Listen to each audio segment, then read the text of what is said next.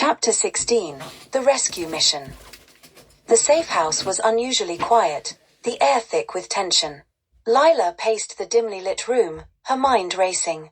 The Bureau's latest crackdown had been merciless, and reports of captured lucidists flooded in from every quadrant. One of those captured was Daniel, a key strategist who had been instrumental in organizing the resistance. "We can't leave him there," Lila said, her voice firm. Priya leaned against the table, her arms crossed. "The Bureau's detention centers are fortresses. Breaking someone out isn't just risky, it's suicidal." "Then we plan," Lila shot back. "We've done the impossible before. We'll do it again." The room filled with murmurs as the rest of the leadership gathered. Vyn entered last, her expression unreadable. "I assume you're talking about Daniel," she said, taking a seat. Lila nodded. "He's too important to leave behind. If the Bureau breaks him, they'll have intel on every cell in the city." Vyn sighed. "I agree. But this isn't just about saving one person. If we're going to risk a rescue mission, we need to send a message. The Bureau thinks they can make us afraid. Let's prove them wrong." The team began gathering intel on the detention center, a monolithic structure known as Blackstone. Its towering walls and automated defenses made it one of the most secure facilities in the city. The Bureau had designed it to be impenetrable, but the lucidists knew better than to believe in absolutes. "We've identified a weak point," Priya said, pointing to a holographic map of the facility. "The northwest ventilation shaft connects to an older section of the building. It's not on the Bureau's current schematics, which means they likely haven't fortified it." "That's how we get in," Lila said. The plan was simple in theory but dangerous in execution. A small team would infiltrate the facility through the ventilation shaft, locate Daniel, and extract him before the Bureau could respond. Lila volunteered to lead the mission, her resolve unshakable. Priya insisted on joining, her technical expertise essential for bypassing the facility's security systems. Two others, Marcus, a seasoned fighter, and Jaya, a stealth expert, rounded out the team. "We'll need to move quickly," Vyn said as they finalized the plan. "The moment the Bureau realizes we're inside, they'll lock down the entire facility." Lila nodded. "Then we won't give them the chance." The mission began under the cover of night. The team navigated the city's labyrinthine tunnels, their movements silent and deliberate. When they reached the ventilation shaft, Priya worked quickly to disable the alarms, her fingers flying over a small control pad. "We're in," she whispered. One by one, the team climbed into the shaft, their breaths shallow as they crawled through the narrow space. The hum of machinery and the distant echo of footsteps reminded them of the stakes. When they emerged inside the facility, the air was cold and sterile. The team moved with practiced precision, sticking to the shadows as they navigated the corridors. Priya used a handheld device to disable cameras and open locked doors, her focus unyielding. They encountered their first patrol near the central wing. Marcus signaled for silence as they waited for the guards to pass. Lila's heart pounded in her chest, but she forced herself to remain calm. When the guards were out of sight, the team continued, their steps careful and deliberate. The detention cells were located in the lower levels of the facility, accessible only by a heavily guarded elevator. Jaya scouted ahead, her movements almost invisible as she assessed the situation. 3 guards at the elevator, she reported. Heavily armed. Lila considered their options. "We can't risk a firefight. Is there another way down?" Priya checked her map. "There's a maintenance ladder in the east wing. It's a longer route, but it avoids the guards." "Then that's our path," Lila said. The east wing was eerily quiet, its dim lighting casting long shadows across the walls.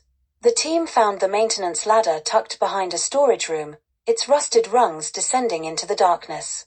As they climbed down, the tension grew. Every creak of the ladder felt like an alarm bell, and every shadow seemed to hold a threat. When they reached the bottom, they found themselves in a narrow corridor lined with thick steel doors. The air was heavy with the scent of damp concrete and fear. Priya scanned the doors, her device beeping softly as it searched for Daniel's location. "Got him," she said, pointing to a door at the far end of the corridor. Marcus stepped forward, his weapon at the ready. I'll cover you. Get him out. Priya worked quickly to bypass the lock, her hands steady despite the pressure. When the door finally clicked open, Lila stepped inside. Daniel was slumped in the corner of the cell, his face bruised but his eyes alert. He looked up as they entered, a flicker of hope crossing his face. You came, he said, his voice hoarse. Of course we did, Lila replied, helping him to his feet. The extraction was going smoothly until the alarms blared. The sudden noise was deafening, and the corridors lit up with flashing red lights. They found us, Priya said, her voice tense.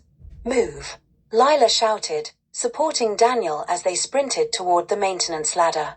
The sound of boots echoed behind them as guards closed in, their shouts growing louder. Marcus and Jaya held the rear, firing at the pursuers to slow them down. When they reached the ladder, Lila helped Daniel climb up first. The ascent felt agonizingly slow, the guards' gunfire growing closer with each passing second. Go, go, go, Marcus shouted, covering their retreat. By the time they reached the ventilation shaft, the guards were nearly upon them. Priya activated a small explosive device, collapsing the corridor and blocking their pursuers. The team emerged from the shaft into the cool night air, their breaths ragged but triumphant. Back at the safe house, Daniel was treated for his injuries while the rest of the team debriefed. The rescue had been a success, but the cost had been high. We sent a message tonight, VYN said, addressing the group. The Bureau thinks they can break us. But we proved that no one is beyond our reach. Lila sat in the corner, her body aching but her spirit unbroken. The mission had been dangerous, but it had also been necessary. We're not just surviving, she thought. We're winning. Chapter 17, The Bureau's Retaliation. The aftermath of the rescue rippled through the city like a shockwave. Whispers of the Lucidists' bold strike spread in hushed tones among the population, inspiring hope in some and fear in others. For the Bureau, however, the successful extraction of Daniel from their most secure detention center was an unthinkable humiliation. Director Erin Voss stood at the center of the Bureau's high-security operations room, her expression as cold as the steel walls surrounding her. The screen before her displayed the wreckage left behind in Blackstone's lower levels, the scene of the Lucidists' escape. How did this happen? She asked, her voice sharp and commanding. Silas, the lead dream enforcer, stepped forward. They exploited a structural weakness in the facility, Director. An outdated ventilation shaft. Voss turned slowly, her gaze piercing. And why wasn't this weakness addressed? The detention center's schematics predate the Bureau's current administration, Silas replied evenly. It was an oversight. One that will not happen again. Voss's jaw tightened. Oversight. Do you realize what this failure has cost us? They humiliated us, Silas. The people are emboldened, and now they see the Lucidists as something more than insurgents. They see them as heroes. Silas remained calm under her scrutiny. Then we show them the cost of rebellion. Voss narrowed her eyes. I want results, not words. Implement a full-scale response. Increase patrols, tighten surveillance, and find their safe houses. Every known associate of the Lucidists is to be apprehended. No exceptions. The Bureau wasted no time unleashing its wrath. Streets once teeming with wary citizens became desolate under the watchful eyes of patrol drones and armed agents. Random checkpoints sprung up overnight, and squads moved door to door, interrogating anyone suspected of aiding the resistance. For the Lucidists, the crackdown was relentless. The safe house that had been their sanctuary was no longer secure, forcing the group to relocate once again. Lila sat in the corner of the new hideout, her hands clenched into fists as she listened to the grim updates from Priya and VYN. They've raided 3 of our supply caches, VYN reported, her tone grim. And they've arrested at least 20 sympathizers in the last 24 hours. We knew there'd be fallout, Priya added, though her voice betrayed her unease. But this is worse than we anticipated. Lila looked up, her gaze fierce. We can't let them crush us. They're trying to make an example of us, but we need to remind them that we won't back down. And how do you propose we do that? VYN asked, folding her arms. We're spread thin, Our resources are dwindling, and they're tightening the noose. Lila stood, her voice steady despite the weight of the situation. We adapt. They're expecting us to go into hiding, to retreat. So, we hit them where it hurts the most. Priya frowned. You're suggesting another offensive? So soon? Yes, Lila said firmly. The longer we wait, the more ground we lose. We can't give them time to recover. We need to stay one step ahead. The room fell silent as the others considered her words. Finally, Vyn spoke. What do you have in mind? Lila took a deep breath. Their power comes from fear of the dreamscape, fear of their enforcers, and fear of their surveillance. If we can dismantle that fear, we dismantle their control. Priya's brow furrowed. The Dream Network is still down after our last strike.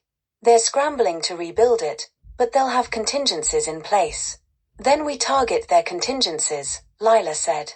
Whatever backup systems they're relying on, we take them out. And we expose their weakness to the public. While the Lucidists planned their next move, the Bureau's efforts to tighten its grip escalated.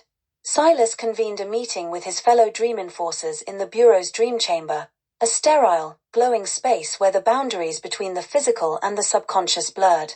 The Lucidists are becoming more than a nuisance, Silas said, his voice resonating with authority.